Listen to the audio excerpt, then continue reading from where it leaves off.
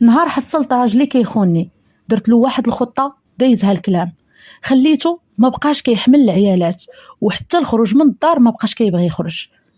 انا البنات كنت مزوجه الحمد لله، ما كانت ناقصاني مع راجلي حتى شي حاجه، ولا حتى هو كانت ناقصه معايا شي حاجه.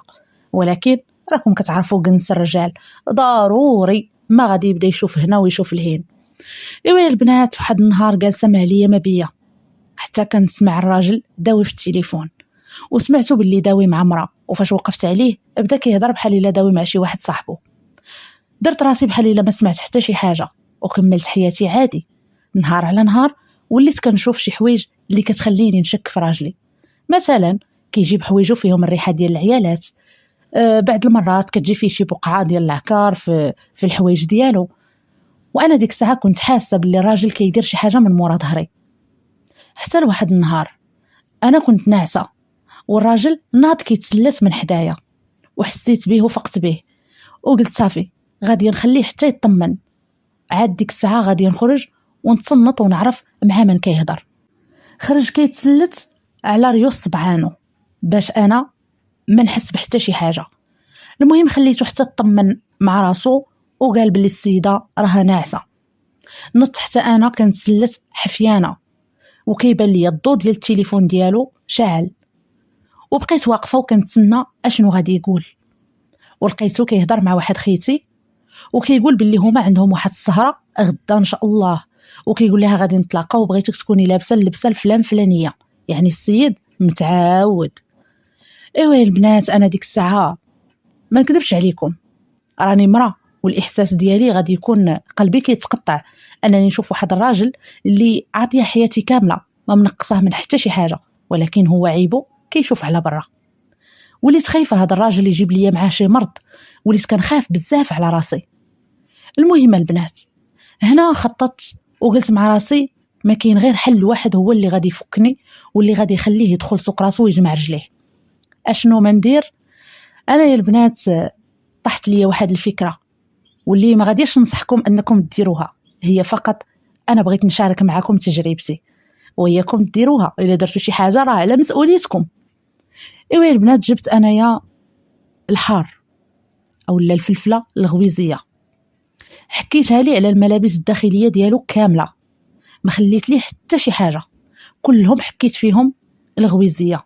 وراكم عارفين الغويزيه راه غير الا شميتي ريحتها كياكلك لحمك. وطويت ليه الملابس ديالو، وكيف ما العاده هو كيجي من الخدمه كيدخل يدوش وكياخذ واحد منهم باش يلبسو. المهم النهار الاول خرج، يعني هو كان غير كيجي من الخدمه كيجلس واحد شويه وكيقول لك صافي انا غادي نتلاقى مع صحابي في القهوه، ولكن هو كان كيمشي وكيخرج مع صحابه وكيقصروا.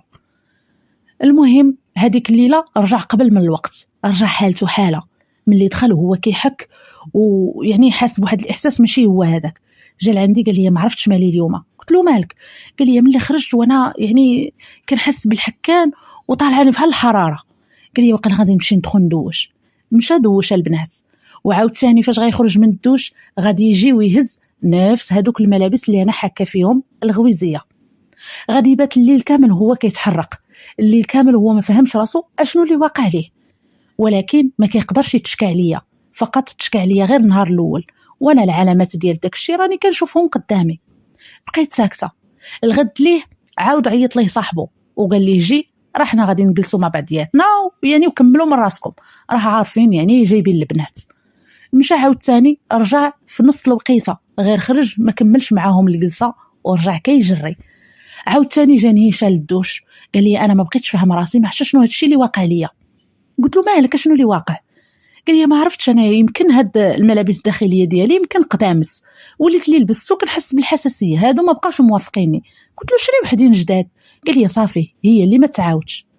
ايوا البنات، مشى شرا واحد الزينه كامله جديده وجابها حطها في المجر في البلاصه فين كنحط ليه الاخرين، وقال لي الاخرين حيديهم صافي لوحيهم. وداك الشيء اللي كان لحتهم وجبت دوك الجداد درت ليهم نفس الطريقه اللي كنت دايرها للاخرين، وعاود طويتهم ورديتهم بلاصتهم. ايوا السيد عاود ثاني كيجي ويخرج مع صحابو، كيوقع ليه المشكل كيرجع للدار كيمشي غير للدوش، يعني حياته ولات جحيم لدرجه انه ولا شاك انه يكون عنده شي مرض. فقال لي انا ضروري خصني نمشي نشوف الطبيب، ما عرفش شنو هادشي اللي واقع ليا، واش حساسيه واش كذا. مشى للطبيب البنات، والطبيب ما عرف له حتى شي حاجه، فقط انه قال له ربما ديك الحكه يا اما من نوعيه ديال الملابس الداخليه ديالك ما مزياناش. قال له هو لا، انا كناخذهم قطن ويعني ما عنديش فيهم مشكل.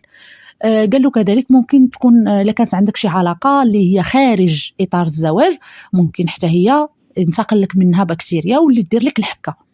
هنا ولا كيخاف، بطبيعه الحال جاب الادويه ديالو، وكاع داك الدواء انا قريته ولقيت باللي هو دواء مضاد للبكتيريا اللي كتنتقل يعني عبر العلاقات اللي خارج اطار الزواج.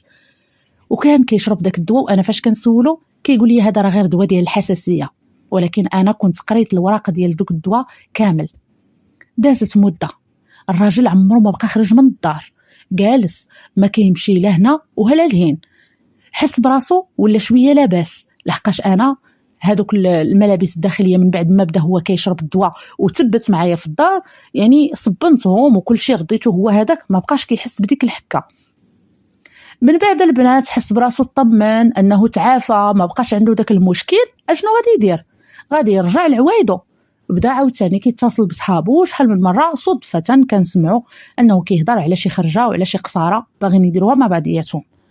رجعت له حتى انا نفس العاده، رجعت حكيت ليه عاوتاني الغويزيه في الملابس الداخليه، وبدات رحلتي معاه عاوتاني من جديد، لان راجلي مبرعني ما ناقصاني معاه حتى شي حاجه.